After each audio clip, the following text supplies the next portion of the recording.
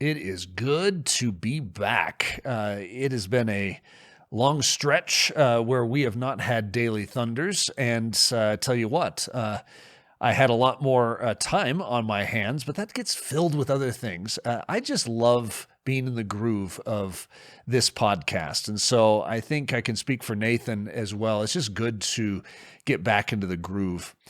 I was thinking as I'm looking at the title of this particular series, it's going to be a 7-parter and sort of a throwback series. I've been looking for an excuse to get back into the World War II era, and I found one, and it's one of these 7-week series. And so, but it's called 1940. I remember I pitched a book to a publisher, and they wanted the book. That wasn't the problem. It was that they didn't like my title. My title was a number. It was 29.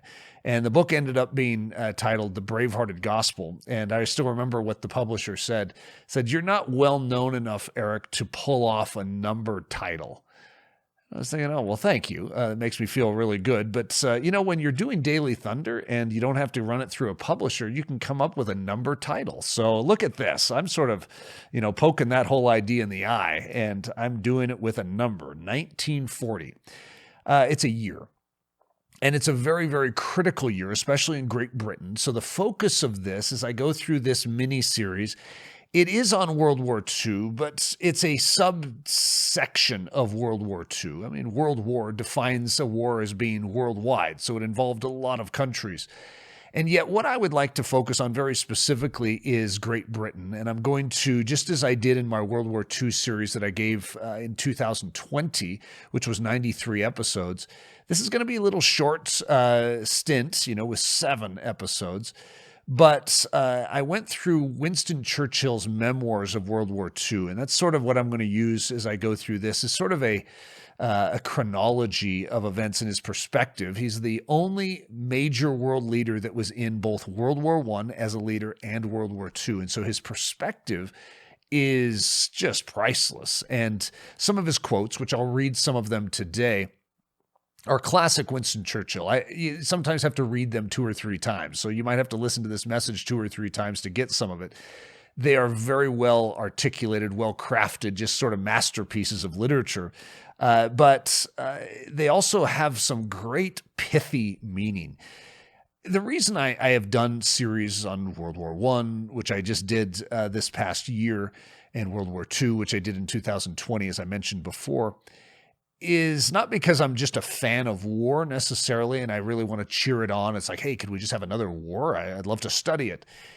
There's something about war that helps me understand my life as a Christian. And it gives me language that almost nothing else does outside just the Word of God. As far as a picture, I mean, Jesus spoke in parables. He gave illustrations and metaphors. And for me, war sort of functions that way for my understanding of spiritual life. And it's not because I'm interested in picking up a gun and shooting it. I'm not. I'm actually not really a guy that likes guns. I have gone and shot rifles, with Kip as we go out to, this program he was in called CYO, Colorado Youth Outdoors, where we're fishing and shooting bows and arrows and shooting a rifle at a target or at clay pigeons or something. And so it's not that I haven't held one. It's just that there's no attraction to me. I just don't get into that. And when I study war, I'm not really interested in battle strategies. I'm not interested as much in the weaponry as I am in the reasons why someone gets into war or a nation gets into war, what it's like for the common man to engage in these types of fearful situations, what it's like to be a leader over men in these situations, what it's like to be led by leaders in these situations, because I try and put myself in these circumstances and sort of play it out, because that's my life. My life is in the midst of a battle, a war. And as a result, when I study war, it helps me sort of gain language and understanding for this critical thing called living life for Jesus Christ. I am unabashedly, unapologetically a lover of Jesus Christ. And everything I teach is shaded because of that. And so when I'm talking about this entire part of history, my reason for doing it is not just to teach history, even though it will definitely come out, but it's to understand better how to love him and how to serve him. And so I hope you're able to appropriate it the same way. So 1940.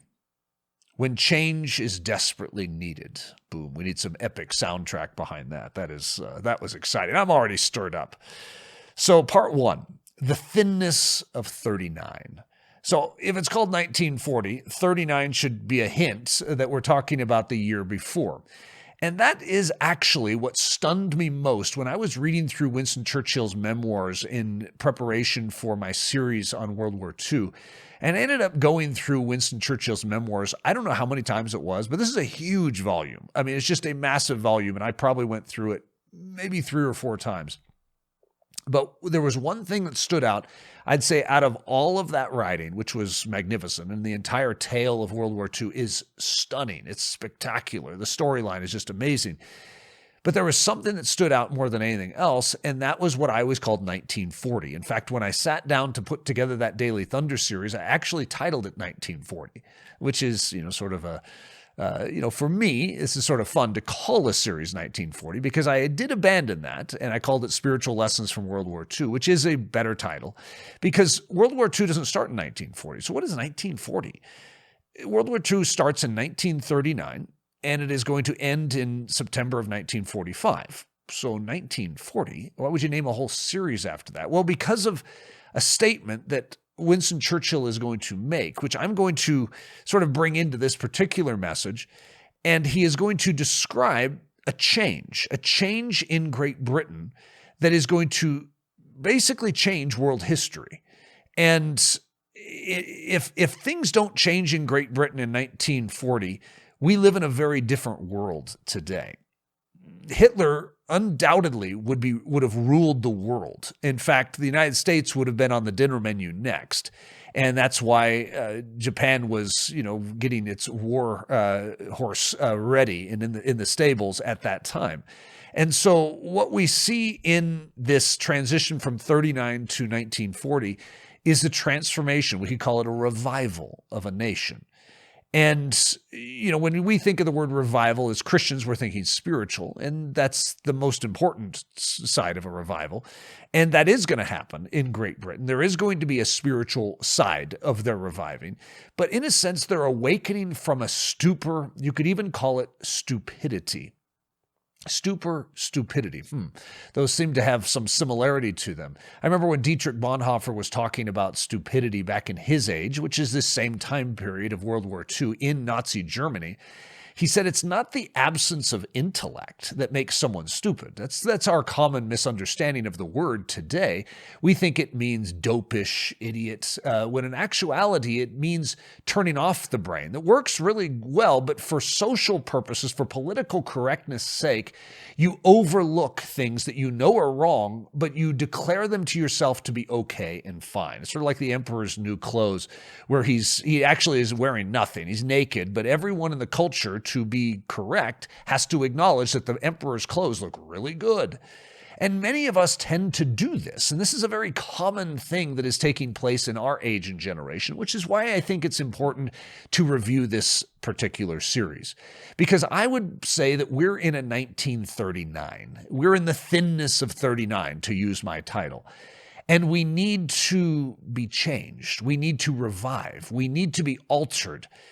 Because if we don't, evil is going to overtake this world. And the world ahead is going to be very different than it would be if we allow truth to once again regain its position of strength and power, to let Jesus Christ once again reign in his church. How is that going to happen? By him reigning in our lives individually. And so let's begin this message. My first screen, if you're listening to this via audio, I do have a video of this, which you can see all that I'm saying. I'm in the studio, actually. Last time I gave this, it was a mishmash of various environments. I think I was in like 3 different environments for that World War II series. Most of it was in the chapel. And this is going to be in the studio, which is sort of a fun way to do this. But my screen says, Fighting the War to End All Wars, makes you believe that war is no more. Let me just say it this way. The World War I, when it was fought, was described by all the politicians and the government leaders. The reason they got everyone to buy into it, the soldiers to go and fight, was this is going to be the war to finally stamp out the idea of war. When in fact, it's the war that inspired all other wars. So World War II is a direct result of World War I. So if you really want to understand what I mean by that, because I can't really go into that at any great depth in this series, you want to go through my World War I series, which was given last year, Spiritual Lessons from World War I. But it was called The War to End All Wars. So how would that affect you? If you thought that you had just participated and the reason you had suffered so greatly was to end all wars, wouldn't it make sense that you would think that war was now maybe a passé item? It didn't exist anymore. And that's exactly the problem we're facing before World War II, because no one wanted to fight again. There were strong positions against ever going to war again. And if you study World War I, you will know exactly why they had those positions. That's not altogether different than what we feel. If you've ever gone through a battle or a difficulty or a challenge in your life, it has a tendency to cause you to back off from ever getting near the things that caused that the first time. And so when you're burned, you stay far and away from that hot iron. And that's exactly what's going to happen here. War is going to burn society. And so when this situation with Adolf Hitler in the 30s is going to be unfolding, and Hitler is going to be rising in power, which I'm going to go into and break down how this is all going to come about. So I'm sort of skipping ahead to 1939. Because to get to 1940, there's actually a process that's going to take place. And it's a process of decomposition, where there's going to be compromise after compromise after compromise that Great Britain is going to make that is going to weaken them, and then weaken them more, and then weaken them even more. This is a similar process that we go through. Many of us have looked at the cross and we're like, hey, the battle's won. It's over. Didn't Jesus say it is finished? And we're going to look at our life and we're going to have this expectation that it should be easy. I came to Christ. I believed. Why is my life challenging? And when you actually are seeking peace at all costs, you have a tendency to compromise quicker than in any other situation. When you just want comfort, you'll tend to plug your ears, and just like I defined earlier, you'll become stupid because you don't want to face the impact of actually heeding the truth, of actually acknowledging what is real, what is right, what should be done. And so when we turn off our brains in order to maintain the status quo, when we turn off our souls and we don't allow the Spirit of God to convict us, well, we are rife and ripened for calamity, which is exactly what is happening in the world before World War I. And ironically, history is going to repeat itself. It's going to happen again right before World War II. So 1939, I'm going to describe it this way. Great Britain at its weakest. So I don't have a picture of Great Britain to put in the slideshow here, but hopefully you know where it is, oftentimes known as England, the British Isles. There's various names for this territory, but it's an island. And that plays a big role in its history. And, up to this point, I don't know if it had been 1,000 years since anyone had invaded its shores. And so that's a long time. So as you go through something like the history of Great Britain, you begin to recognize that there is oftentimes a reason why they can become casual and why they can become passive. Because, hey, we're fine here. We have the strongest navy in the world. No one's going to invade us. But there's a decadence that is going to creep into this country, just like it has crept into ours. Now, I'm from America, and so I can't speak for all the people, all the nations that could be listening to this. So when I say ours, I need to be careful.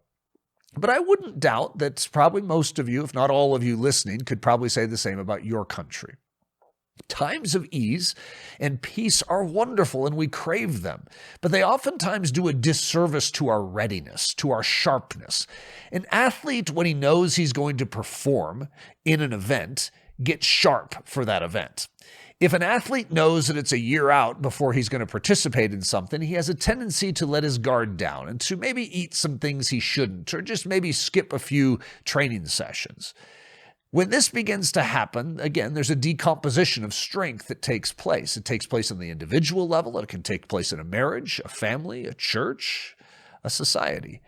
And that's what we see happening in World War II, but we also see it happening today, which is why this is pertinent for us. So on the screen, I put a new date, 1940. And I'm going to say it this way: Great Britain at its strongest. Now, isn't that interesting? Wait a minute. 1939, Great Britain at its weakest. 1940, Great Britain at its strongest. Now, this is why I'm actually giving this series, because it's encouraging to me to note that you can be at such a weak point, such a thin place, and yet when you make the right decisions to put truth in its proper place again, it changes everything, and it can change it quickly. And boy, do we need a quick change now. The proving of a nation. When I originally gave this message, this particular message, it was, I think, message 6 in the series on the World War II series, and I called it the proving of a nation. So you could listen to that, and you're going to hear something probably fairly similar. But I put a statement under this. Difficulty is often the great elixir. So a nation, just like an individual, needs to be proved. And it's like smelting, some metal, and it's going to remove the dross, remove the different parts of it that are not fit. And the same thing needs to happen in our lives. Just like Great Britain is going to be proven in 1939 into 1940, we also need to go into the fire. And that which is dross needs to be removed. Or, like through the threshing. If you're a kernel of wheat, you need that chaff to be removed. And these are the illustrations that God himself uses in our lives to help us understand how we are pruned, or we are bettered, or we are perfected. We are perfected, ironically, through difficulty, through trials, through tribulations, through suffering. The word tribulation comes from the word tribular, which is a threshing instrument. And ironically, we have such a negative perception of the word tribulation, when in actuality, it's a good thing. I know it doesn't sound like a good thing. I get it. But it means to thresh, or to remove that which is unimportant or actually hindering the value of something. So wheat, for instance, it needs to be threshed. It needs to go through the tribular to actually find its purest form. So difficulty is often the great elixir that we need in our life. I want you to ponder that for a second. So I teach a lot on this. This isn't an unusual thing. If you've heard Daily Thunder for a long time, you will hear me talk about the importance, the value, the beauty of difficulty. Even the guy speaking this, I know that. That does not mean I greet difficulty every time it comes correctly. I need to constantly be sharp, like a pencil in the pencil sharpener. I need to constantly go back to the truth and remember this, which is why I think I need to constantly rehearse it in Daily Thunder episodes too. Partly it's probably for my sake, so that I am sharp to greet the challenges, the trials, and the difficulties that I have the way Christ has asked me to do it, according to his word. So look at 1 Peter 1, 6-7 with me. In this you greatly rejoice, though now for a little while, if need be, you have been grieved by various trials, that the genuineness of your faith, being much more precious than gold that perishes, though it is tested by fire, may be found to praise, honor, and glory at the revelation of Jesus Christ. The very beginning of that statement said, in this you greatly rejoice. So are we rejoicing when our faith is being tested and proven genuine? You see, this is what must take place in our life. We need to be readied to stand against the Nazi Hitler movement in our generation. It's different. We don't have Nazism today in the same way, but we do have a dark evil that is conspiring to destroy the church and destroy truth in this world, to snuff it out, to undermine the fabric of that which God has established to uphold that which is righteous. And that was a funny way of saying righteous, but that's what I meant. So in this you greatly rejoice, though now for a little while, if need be, you have been grieved by various trials, that the genuineness of your faith, being much more precious than gold that perishes, though it is tested by fire, may be found to praise, honor, and glory at the revelation of Jesus Christ. James 1, verses 2 through 4. Look at this. Now, I know you know this one. I'm not saying anything new to probably most of you listening, but this is rehearsing that which is important for our soul to remember, because we can dull on this truth very quickly. My brethren, speaking to us, count it all joy when you fall into various trials, knowing that the testing of your faith produces patience. But let patience have its perfect work, that you may be perfect and complete, lacking nothing. So we're supposed to count it all joy. That means it's not just a subtle bit of like, that's a little joy. This is all joy. Like as if this is the greatest thing that could happen to us when we fall into various trials.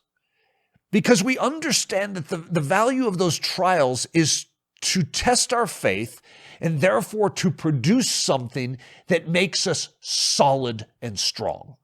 You see, when we're in a 1939 state, we need a trial which will then prove who we are, what we are made of. And then ultimately, if we respond right to that trial, it will produce something called patience, and we will be strong for the battle. This is exactly the history of World War II. Now, as we go into 1939, 1940, I'm starting, right sort of in the cornerstone, the crux of what this series is about. And then I'm going to go back and sort of build to it. But you're going to get disgusted with Great Britain. I mean, it's going to really irritate you. In fact, you're going to be like, why are they doing that? You see, we see in a bigger picture way, because we see Hitler with historical lenses on, and we're able to say that was evil. In the time, it wasn't as clear.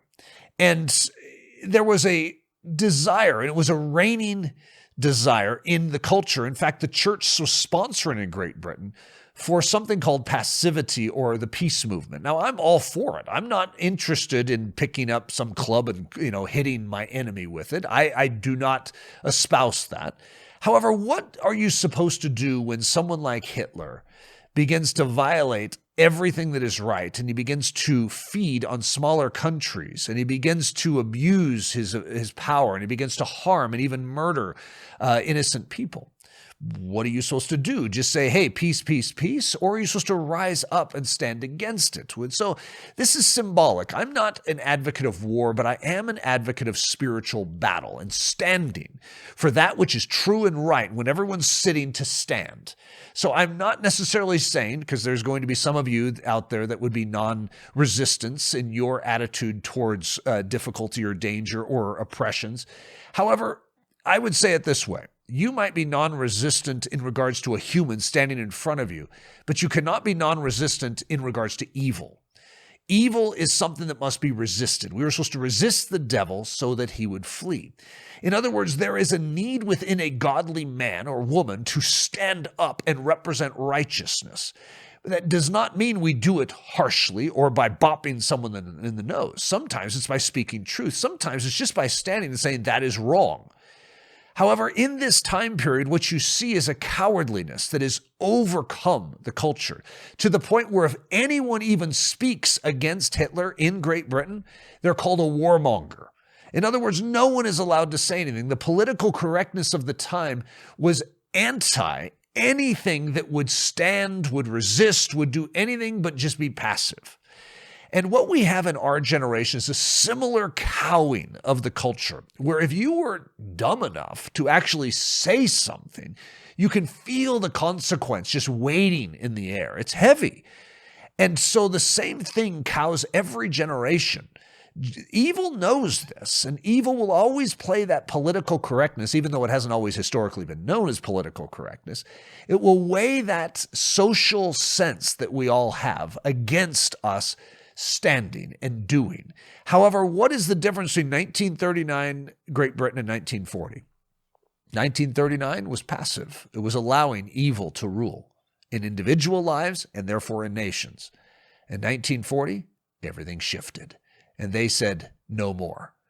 You are not allowed to do that, Hitler. We will stand up and fight. And that's precisely, when I say these are spiritual lessons, that's the spiritual lesson. Some of us have been overcome by evil, by sin in our individual lives. You're allowing thoughts in, and you're just like, I can't do anything about it. You know what? I don't think I want to even fight this. and you've become cowardly in your soul. You become passive in your soul.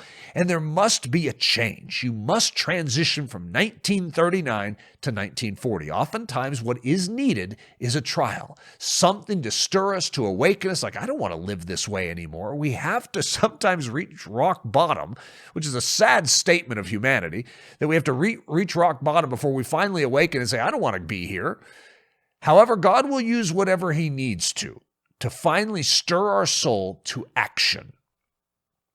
1939, Great Britain at its weakness, or as weakest, or as I called this one, the thinness of 39. So I'm going to give some Churchill quotes here. I have a picture of Winston Churchill on the screen. I'm actually a Winston Churchill fan. My middle name, I don't know if I've ever said this before, is Winston. And so that's not the only reason I like him. My dad was actually named Winston. He was named after Winston Churchill, who was born right at this time, 1941, actually. And his parents were so impressed by Winston Churchill in 1940 that they actually named my dad after him. So I'm named after my dad, technically. I love Winston Churchill quotes. They don't always make sense right away, so you have to study them a little, but they're good, really powerful stuff. In this dark time, speaking of the years leading up to World War II, the basest sentiments received acceptance or passed unchallenged by the responsible leaders of the political parties. In 1933, the students of the Oxford Union, under the inspiration of a Mr. Joad, passed their ever shameful resolution that this House refuses to fight for king and country. It was easy to laugh off such an episode in England, but in Germany, in Russia, in Italy, in Japan, the idea of a decadent, degenerate Britain took deep root and swayed many calculations.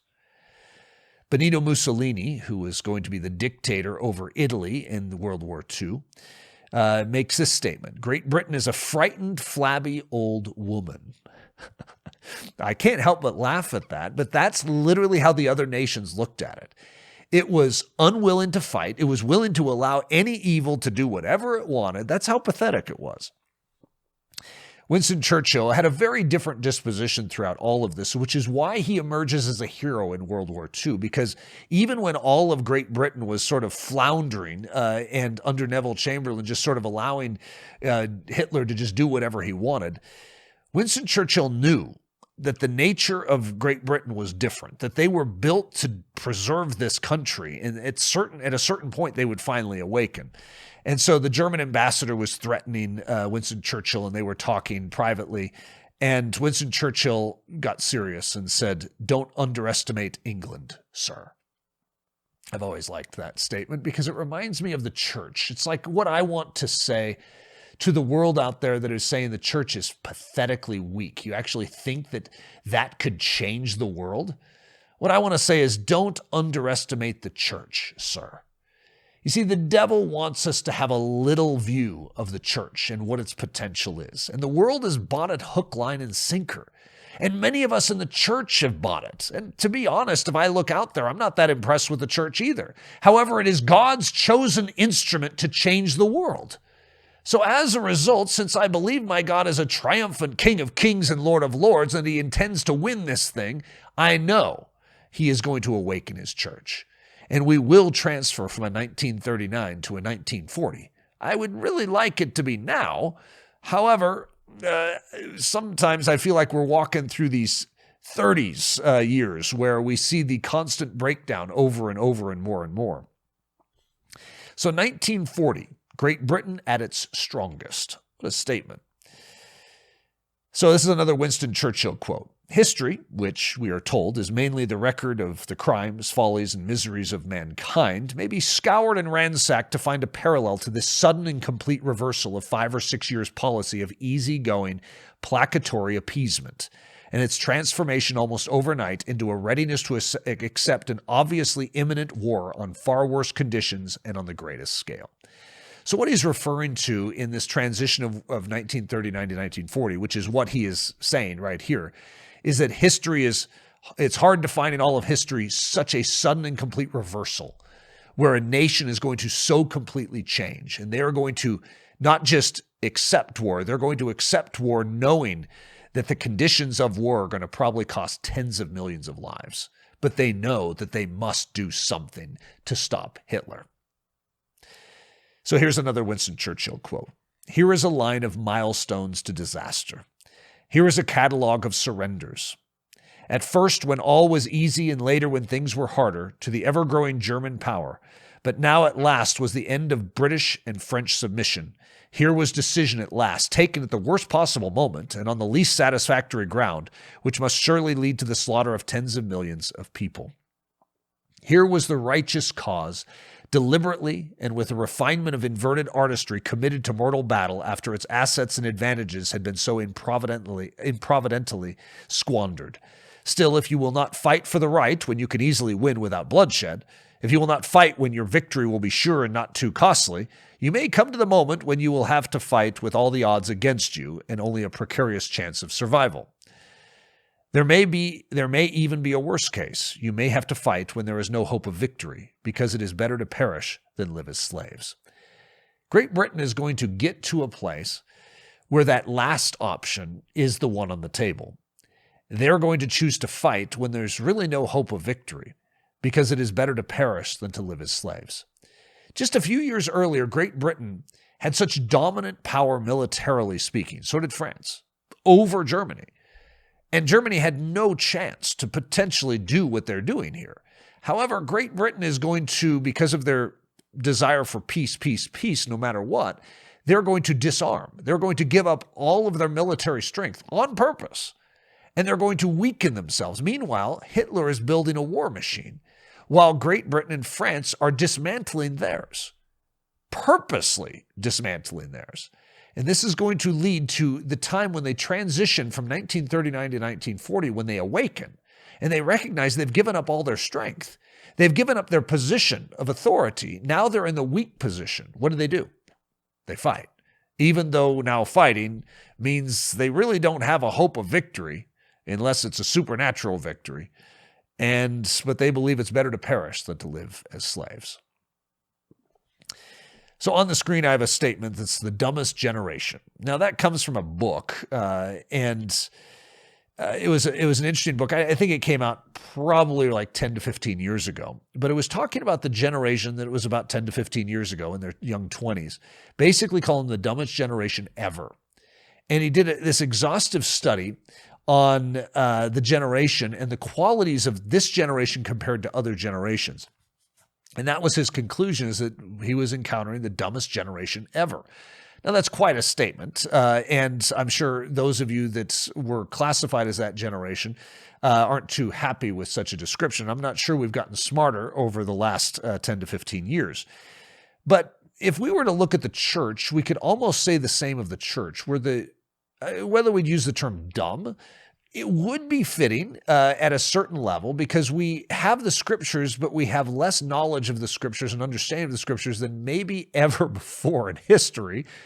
And so if I use this statement, it is highly unlikely that the church today would prove to be the greatest, strongest generation ever, right? So if we look at, today's generation, it's very unlikely that they're going to become the smartest generation ever, right? Well, that's sort of like looking at the church and saying this is going to be the strongest church ever. In all of history, the Church of Jesus Christ in the year 2023 was the strongest ever. And I think most of us would chuckle at such a thing. It's interesting because the generation that fought in World War II from Great Britain is called the greatest generation ever. That's its term throughout history, the greatest generation ever. Now, if you study it in 1939, you're going to say the same thing I'm saying right here of our generation right now. It's like totally unlikely. Yeah. The church, it's totally unlikely that they're going to storm the gates of hell in this generation and win the glory and the victory for Jesus Christ. Yeah, right. It's totally improbable. And that's why I like this series, because we're dealing with, yes, improbabilities. I mean, God loves the impossible. That's his territory. What is impossible with men is possible with God. I believe that God would like to awaken the church of our generation. And I believe that though we are unlikely candidates to be a strong, virile, mighty church, that God tends to gravitate towards cases like ours to just show his strength and his power. Because who gets credit out of a Gideon army? God does. Who would get credit from turning Great Britain into a mighty war machine from 1939 to 1940. Well, anyone watching would know exactly who would get credit. Great Britain knew it at the time, which is why there was a spiritual revival at the same time. God intervened. The most unready generation ever for war. So our current generation today is actually not just, not that smart up top, but they're actually the most unready generation ever for war. Isn't that interesting? 75% are ineligible to join the military. There's 3 reasons for this. Obesity, they're unfit physically, unable to perform the most basic military maneuvers. They're uneducated, unlearned mentally, unable to pass the most basic academic tests of competence, and they can't hear. What a odd statement that is. You have to have pass a hearing test. They lost acute hearing ability due to the volume of music. That was what the study showed. 75% of young people are ineligible to join the military. Now, I want you to take that spiritually now. How do you think that would affect us spiritually? Is it possible that if our generation is unready for military service, that maybe this generation is also unfit and unready for spiritual war? You see, that's what I'm getting at. Ultimately, at the crux of this is a very personal thing to us. It's not a World War II thing. It's not a Great Britain thing. It's not a Hitler thing. You see, we live in a battle. You may not like the fact that the church talks about war and talks about, armament and the weapons of our warfare are not carnal, but they're mighty to the pulling down of strongholds. You may not like Ephesians 6 and the fact that we have armor that we're supposed to be clothed in. And I remember one author, well-known Christian author, made a statement like he's so sick and tired of the Christians using the war metaphor.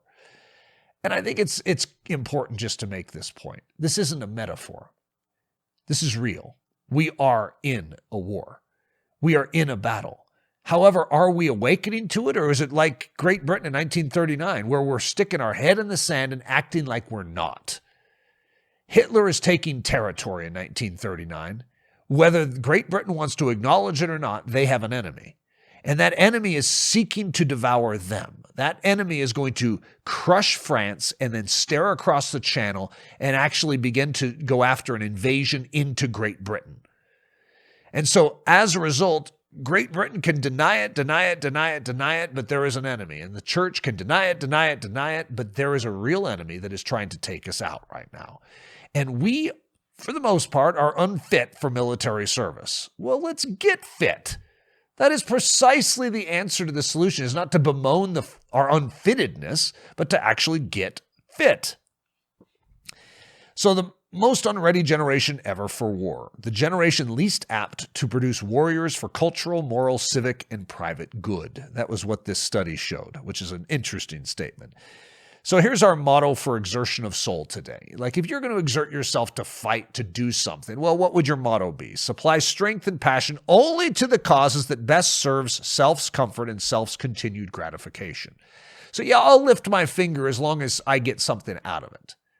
You see, when we have that attitude, we are not fit for war, where you have to sacrifice, you have to give up things, you have to go and leave that which is comfortable. And I think the same is true for us as the church. Many of us are functioning very similarly to 1939 Great Britain in our faith, in our study of the scriptures, in our prayer life. We're thinking about ourselves. We're not thinking about Jesus and his glory. And as a result, our enemy is moving. 1940, the proving of a nation. 1 Corinthians 1:27. God has chosen the foolish things of the world to put to shame the wise, and God has chosen the weak things of the world to put to shame the things which are mighty. You see, I'm a believer that God wants to use our feeble, thin church of the day to change the world. I do. And I'm just excited to be a part of that. And I think you are too. I think those that listen to this podcast are very eager to get in on this, to be a part of the movement of grace in this generation. Some of us, we just need to knock off that pile of dust and the moral lassitude and passivity that is sort of barnacled itself to the outside of our soul. We need to shake it off afresh and go after Jesus with gusto, to wake up tomorrow morning with new resolve, to live for Jesus, to fight for Jesus, to stand for Jesus, because is not the Lamb that was slain worthy to receive the reward of his suffering? A few more Winston Churchill quotes. The sinister news of the German-Soviet pact broke upon the world like an explosion. Now, I haven't covered what that is, but it was a big blow to Great Britain. Whatever emotions the British government may have experienced, fear was not among them. See, this is part of the awakening. This is part of what stirred me when I was studying the memoirs. Whatever emotions the British government may have experienced, fear was not among them. And if there was ever a time to fear, it was right here. And yet, the British government is awakening. The British people are starting to awaken. They're seeing that something is wrong, and they don't go to fear now. They might have gone to anger, but they didn't go to fear. This is another Winston Churchill quote. It is a curious fact about the British Islanders, who hate drill and have not been invaded for nearly 1,000 years, that as danger comes nearer and grows, they become progressively less nervous. When it is imminent, they are fierce. When it is mortal, they are fearless. These habits have led them into some very narrow escapes. Wouldn't you love to have the Church of Jesus Christ described that way? Listen to this. As danger comes nearer and grows, they become progressively less nervous. When it is imminent, they are fierce. When it is mortal, they are fearless. Oh, I want to be described that way. Why do the British get to be described that way? I want someone to describe me that way, or the Americans that way. Come on. That is a great description. All right, so this is during the first attacks from the German airplanes while down in the bomb shelters. So it's called the Battle of Britain, which I don't even know if I'll have time to go into. We'll see. But it is such an interesting part of World War II. But how are the British handling this bombing? I mean, I can't imagine it was very fun. Listen to what Churchill says. Everyone was cheerful and jocular, as is the English manner when about to encounter the unknown. Oh, these are great descriptions. Churchill continues, the glory of old England, peace-loving and ill-prepared as she was, but instant and fearless at the call of honor, thrilled my being and seemed to lift our fate to those spheres far removed from earthly facts and physical sensation. So I'm going to finish this with a quote from Streams in the Desert, one of my favorite devotionals. Temptation is necessary to settle and confirm us in the spiritual life. It is like the fire which burns in the colors of mineral painting, or like winds that cause the mighty cedars of the mountain to strike more deeply into the soil. Our spiritual conflicts are among our choicest blessings, and our great adversary is used to train us for his ultimate defeat. I'm going to read that last line again, just so you don't miss it. Our spiritual conflicts are among our choicest blessings, and our great adversary is used to train us for his ultimate defeat. Now, this quote continues. Keep listening. The ancient Phrygians had a legend that every time they conquered an enemy, the victor absorbed the physical strength of his victim and added so much more to his own strength and valor. So temptation, victoriously met, doubles our spiritual strength and equipment. It is possible for us in our spiritual life, through the victorious grace of God, to turn to account the things that seem most unfriendly and unfavorable, and to be able to say continually, the things that were against me have happened to the furtherance of the gospel. O Lord, may it be said of us in this day and age, that the things that were against us, that were unfriendly and unfavorable, were turned and used to the furtherance of the gospel in our lives as individuals and in our lives corporately as the Church of Jesus Christ. I'll finish with this scripture, 1 Peter 1, 6-7. In this you greatly rejoice, though now for a little while, if need be, you have been grieved by various trials, that the genuineness of your faith, being much more precious than gold that perishes, though it is tested by fire, may be found to praise, honor, and glory at the revelation of Jesus Christ.